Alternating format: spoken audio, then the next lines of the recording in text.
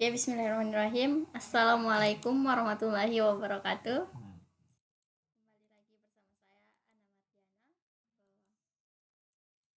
Di video kali ini kita akan melanjutkan materi tentang mata kuliah pemrograman Python. Nah, di video kali ini kita akan membahas tentang materi variabel dan tipe data Python. Jadi, sebelumnya saya jelaskan bahwa saya ini belajar di pythonindo.com.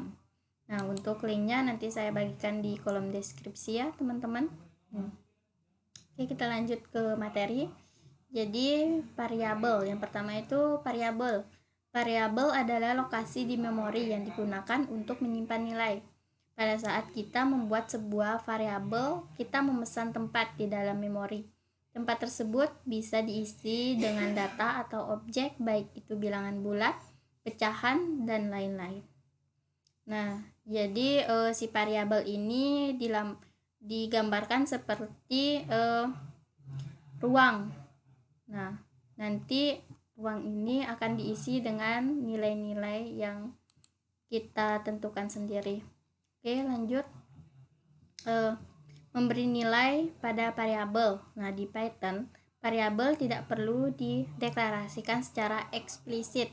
Deklarasi atau pembuatan variabel terjadi secara otomatis pada saat kita menugaskan suatu nilai ke variabel.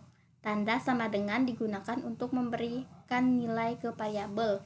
Nah, berbeda dengan bahasa pemrograman lain, jadi di Python ini tidak perlu mendeklarasikan. Nah, seperti misal contohnya di pemrograman C++, sebelum kita menuliskan variabel, contohnya di sini, nah di atasnya itu kita sudah mendeklarasikannya terlebih dahulu, jenis variabelnya apa atau tipe datanya apa gitu.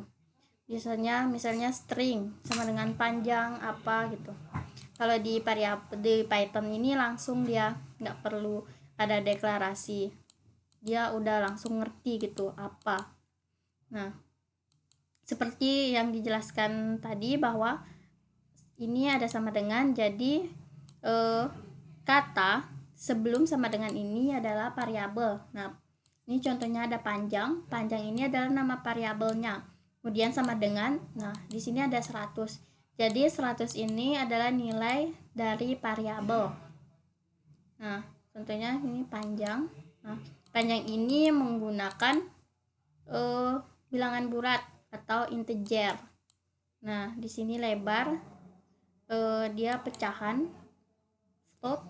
Nah, sebenarnya di atas kan kalau bahasa pemrograman lain itu udah ada deklarasinya, misalnya panjang, tipenya integer, terus lebar tipenya float. Nah, kalau di sini dia udah langsung ngerti.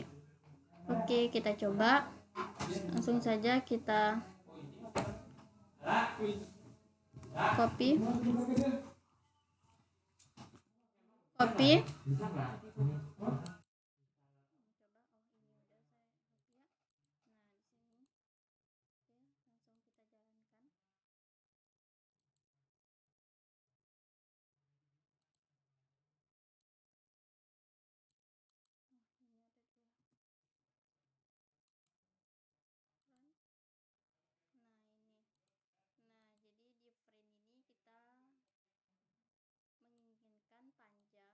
lebar dan nama. Maka yang akan keluar nanti adalah 121,5 dan namanya ini adalah Umar.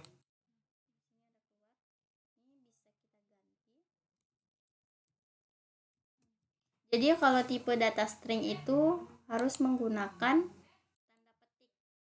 Kalau bilangan bulat atau float itu tidak harus menggunakan tanda petik.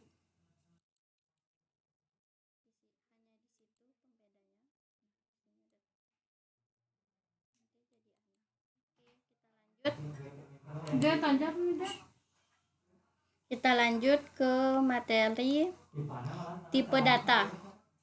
Nah, data yang disimpan di memori memiliki tipe data yang berbeda-beda. Misalnya, untuk panjang akan disimpan dengan tipe bilangan. Tipe bilangan, nama orang yang akan disimpan dalam tipe string atau karakter. Itu akan disimpan dalam bentuk bilangan berkoma dan lain sebagainya. Nah, jadi di Python ini ada beberapa tipe data. Yang pertama ada bilangan, string, list, tuple, set, dan dictionary. Nah, yang pertama ada bilangan atau number, tipe data bilangan yang umumnya ada dua, yaitu integer dan float. Integer, nah jadi di bilangan ini terbagi menjadi dua, yaitu integer dan float. Nah kalau si integer ini dia itu bilangan bulat, nah sedangkan di float ini adalah bilangan pecahan, yaitu bilangan yang biasanya menggunakan tanda koma atau misalnya koma pecahan. Jadi integer ini adalah bilangan bulat dan float ini adalah bilangan pecahan. Nah, untuk contohnya ada di sini. Ini dia. Yang A ini bilangan bulat, yang ininya bilangan pecahan. Oke, kita lanjut. Mungkin ini udah biasa ya bagi teman-teman. Oke, kita lanjut ke tipe data selanjutnya, yaitu string. String adalah satu atau serangkaian karakter yang diletakkan di antara tanda kutip, baik tanda kutip tunggal maupun ganda, huruf angka maupun karakter lain yang digabungkan menjadi teks adalah contoh string. String adalah tipe data yang anggotanya berurutan dan memiliki indeks. Indeks dimulai dari angka 0 bila dimulai dari depan dan -1 bila indeks dari belakang. Nah, kalau dihitung dari belakang itu dia -1 bacanya. Tiap karakter bisa diakses menggunakan indeksnya dengan format nama string, lalu tuliskan nama indeksnya.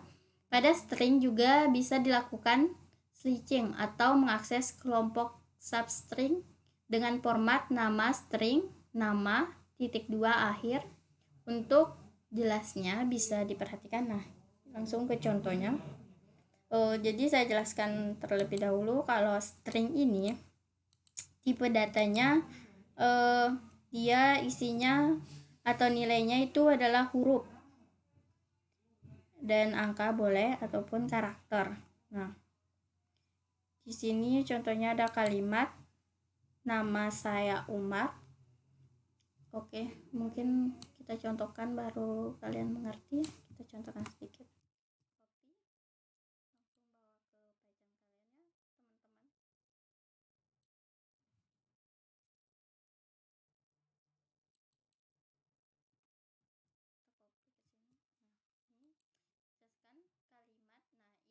Variabelnya adalah kalimat. Nah, nilai ini adalah nama saya Umar. Nilai dari variabel ini adalah nama saya Umar. Nah, yang diinginkan tuliskan print. Nah, print kalimat. Jadi kalau print kalimat ini berarti kita meminta semua kalimatnya, semua huruf-huruf atau simbol karakter yang ada di dalam variabel kalimat. Nah, di sini pasti akan muncul nama saya Umar gitu. Print di sini meminta print kalimat 0. Indeks 0. Nah, seperti yang dijelaskan tadi, cara menghitung indeksnya bukan dari 1. Jadi indeks yang pertama itu 0. Nama saya. Nah, berarti N adalah indeks kosong atau indeks pertama. Coba kita jalankan. Saya jelaskan dulu.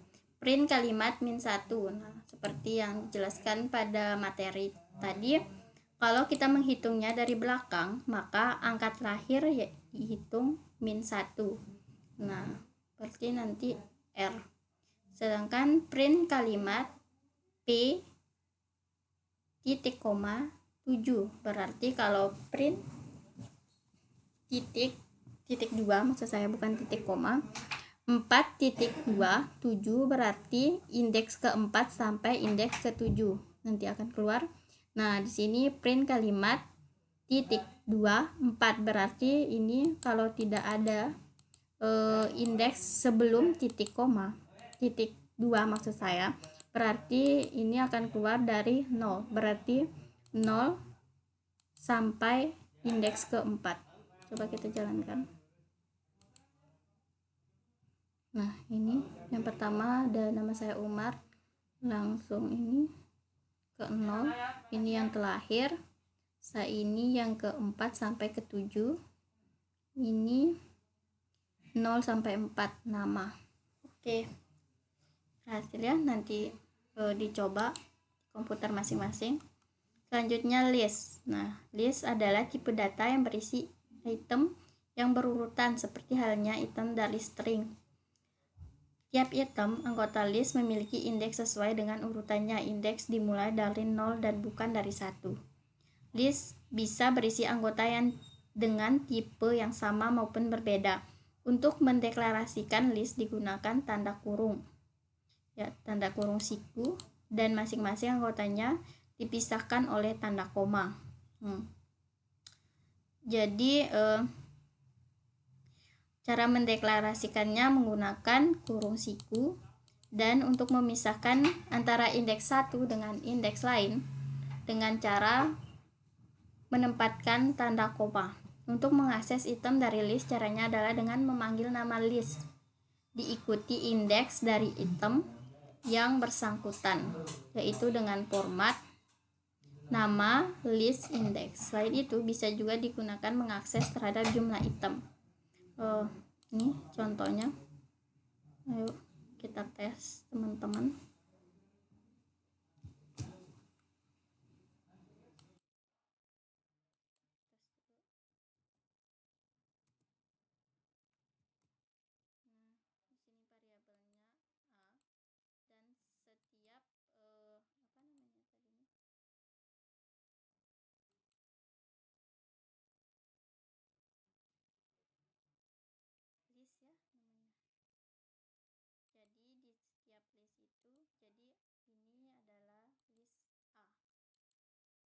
Kan? Nah, di dalam list A ini ada indeks 5, indeks 0 yang isinya 5 ke 1, isinya 10 dan seterusnya. Nah, di sini cara memanggilnya dengan cara tulis nama tulis nama listnya, lalu tulis nama sama dengan, lalu tulis nama indeksnya. Kita jalankan. Nah, A, list ke A, indeks ke 2. Hitung 0, 1, 2, maka dia keluarnya 15. Benar. Nah, ini dia. Nah, di sini print A, list ke A dari 0. Nah, kalian bisa, kalau saya sih bacanya dari 0 ya, kalau udah ada tanda tanda titik 2 ini, jadi dari 0 sampai 3, berarti 0, 1, 2, 3, berarti 5, 10, 15, 20. Oke, ini udah, dan seterusnya sama saja.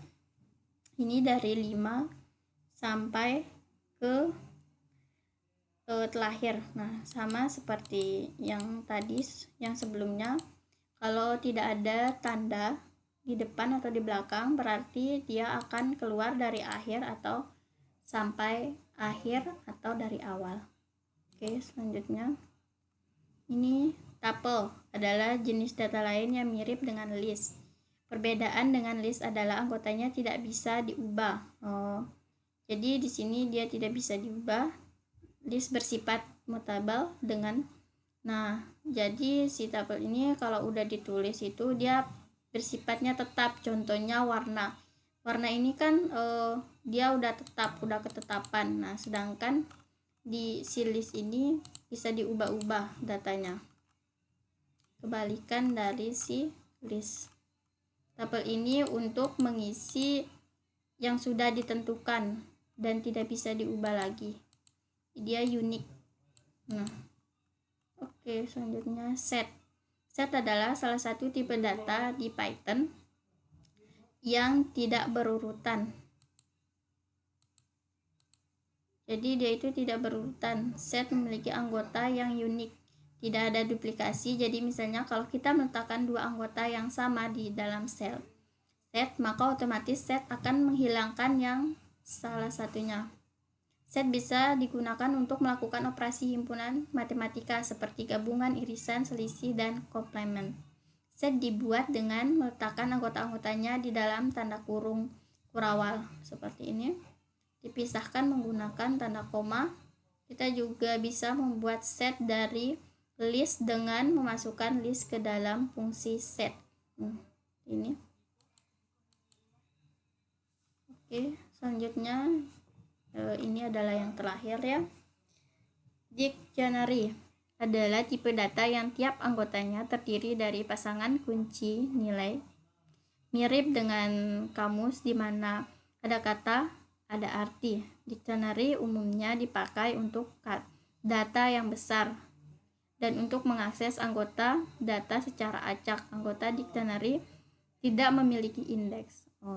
Jadi dia tidak memiliki indeks. Jadi kalau kita ingin mencari data, kita tinggal menuliskan kata kuncinya, nanti akan keluar nilainya. Nah, ini kita simpan di tipe data dictionary.